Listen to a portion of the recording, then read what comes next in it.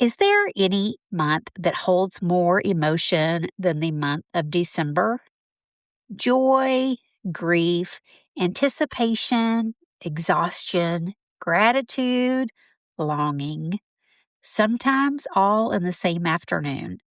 And your reader is right in the middle of all that.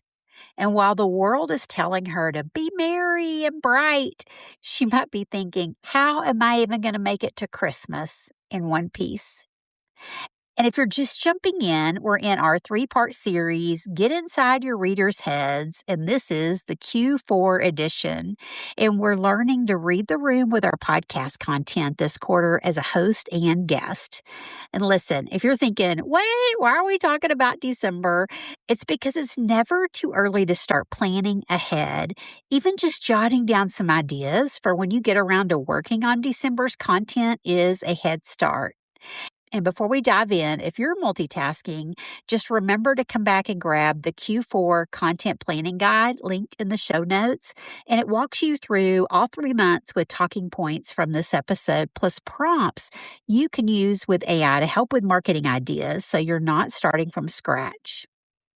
So today we're talking about planning ahead for December, and I know it's a month a lot of us tend to go quiet, right? The holidays are busy, content feels hard to create, and it's easy to tell yourself, we'll just pick it up back in January, right? But your reader doesn't stop needing your message in December. In some ways, she needs it even more. And that's why we're planning ahead, right? So you can take time off from creating the content, but your listener gets to hear it right when she needs it. So let's read the room for December using my 3S content method, and that's struggle, support, and showing up. So let's start with your struggling listener. She's living with the exact problem your book solves. What is she carrying in December? She might be feeling the holiday pressure, the gift list, the gatherings, the expectations, some of which she put on herself and some that came from everyone around her.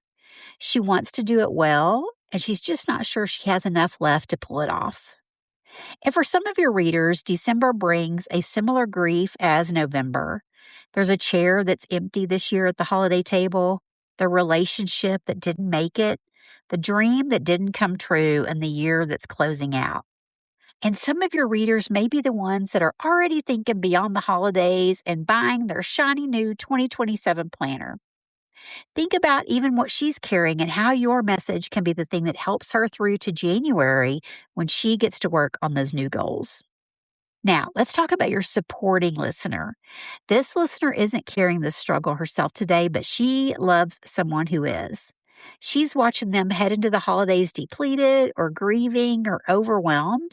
And she wants to do something. She wants to give them more than a gift card. She wants to give them something that actually helps. So your book wrapped up or tucked into a stocking or recommended over dinner is something she can do right now. So speak to that supporting listener and make it easy for her to see that your book is a gift that actually matters. And then lastly, there's your showing up listener. She serves people who are carrying the struggle in her ministry, her community, her workplace. And December is when those spaces get the most emotional, and she wants to show up with more than just good intentions. She needs the right words from you and the right resource from you to bring it with her. And remember, when you're guesting on somebody else's podcast, you have no idea who's listening unless it's a super niche show. You may not even know if your target reader is in the room, but you can almost guarantee that somebody in that audience cares about your target reader, and she's paying attention, hoping you'll give her the right words and resources so she can show up and support others well. And when you do that, your book shows up in rooms you'll never even know about. So that's your December room. When your content speaks to all 3 listeners, those struggling, those supporting, and those showing up, nobody tunes out.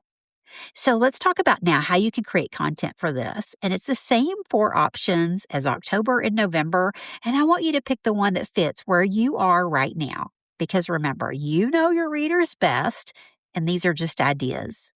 So first, episodes on your own show. December is the month to be honest about what the holidays actually feel like, not just what they look like in the movies.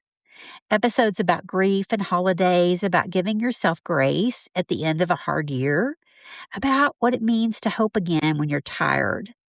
Those episodes land in December like nothing else, and your listener is ready for someone to say out loud what she's been privately thinking.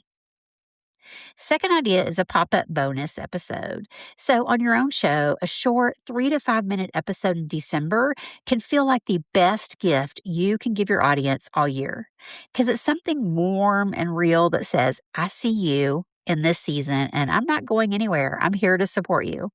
You can record it from the heart and just let it be what it is, super casual.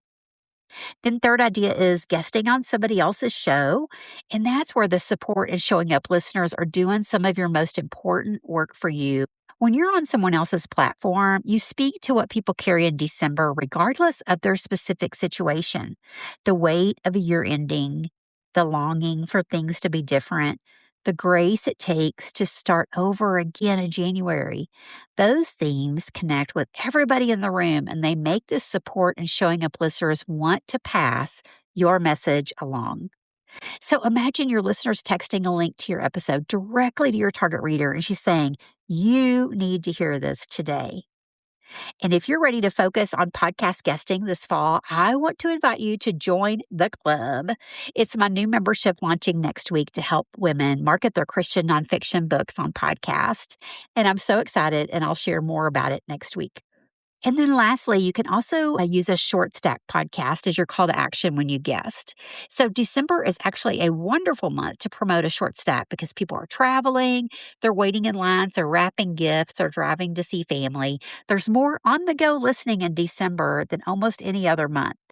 And all you have to say is, I have a short podcast that goes deeper on this topic, and it's already in your podcast app. Just click the link in the show notes and keep listening. And that's a yes she can say from the airport or the car or even her couch at midnight when the house is finally quiet. Remember, you didn't write your book to let it collect dust through the holidays. You wrote it because somebody out there needs what you have to say. And December is full of chances to get it into her hands.